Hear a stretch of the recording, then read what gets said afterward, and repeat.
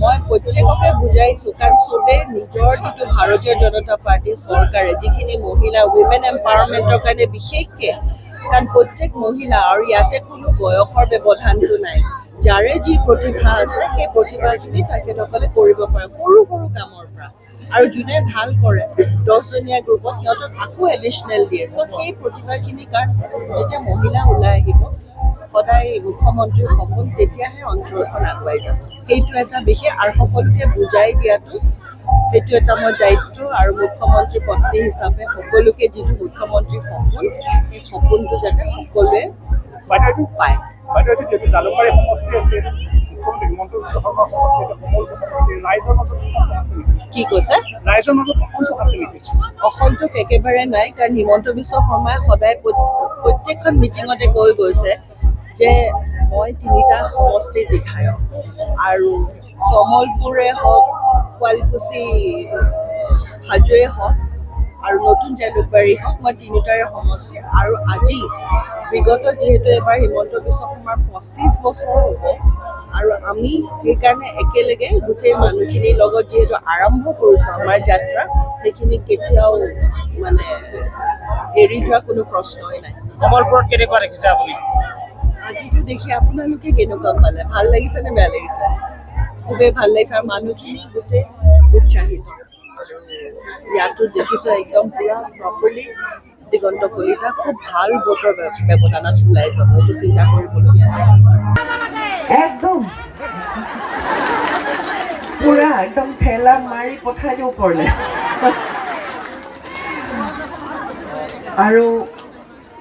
আজি আমি সকলোৱে নিৰ্বাচনীৰ কাৰণে আমি মিটিং আকাৰে সকলোৱে ইয়াতে একলগ হৈছোঁ 9 তাৰিখে আমি সদায় প্ৰত্যেকে আমি মনত ৰাখিব লাগিব যে আমি আমাৰ নিজৰ আমি ভোটটো আমি সদায় পদুম ফুলত দি আছোঁ আৰু পদুম ফুলত দিলে কাক দিয়া হ'ব হিমন্ত বিশ্ব শৰ্মা ডাঙৰীয়া আৰু কোন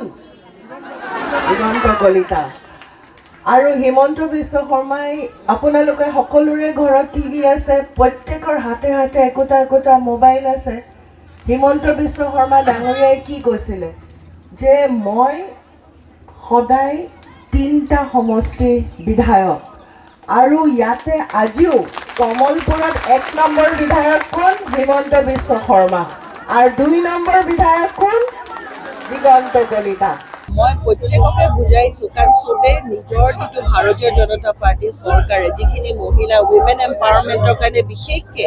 কাৰণ প্ৰত্যেক মহিলা আৰু ইয়াতে কোনো বয়সৰ ব্যৱধানটো নাই যাৰে যি প্ৰতিভা আছে সেই প্ৰতিভাখিনি তেখেতসকলে কৰিব পাৰে সৰু সৰু কামৰ পৰা আৰু যোনে ভাল কৰে 10জনীয়া গ্ৰুপত সিহঁতক আকৌ এডিশ্যনেল দিয়ে চ' সেই প্ৰতিভাখিনিৰ কাৰণে যেতিয়া মহিলা ওলাই আহিব সদায় মুখ্যমন্ত্ৰীৰ সপোন তেতিয়াহে অঞ্চলখন আগুৱাই যাব সেইটো এটা বিশেষ আৰু সকলোকে বুজাই দিয়াটো সেইটো এটা মোৰ দায়িত্ব আৰু মুখ্যমন্ত্ৰী পত্নী হিচাপে সকলোকে যিটো মুখ্যমন্ত্ৰীৰ সপোন সেই সপোনটো যাতে সকলোৱে বাইদেউ পায় বাইদেউ যিহেতু জালুকবাৰী সমষ্টি আছিল মুখ্যমন্ত্ৰী হিমন্ত বিশ্ব শৰ্মাৰ সমষ্টি এটা কোমল সমষ্টি ৰাইজৰ মাজত আছে নেকি কি কৈছে ৰাইজৰ মাজত অসন্তোষ আছে নেকি অসন্তোষ একেবাৰে নাই কাৰণ হিমন্ত বিশ্ব শৰ্মাই সদায় প্ৰত্যেকখন মিটিঙতে কৈ গৈছে যে মই 3টা সমষ্টিৰ বিধায়ক আৰু কমলপুৰে হওক শুৱালকুছি হাজোৱে হওক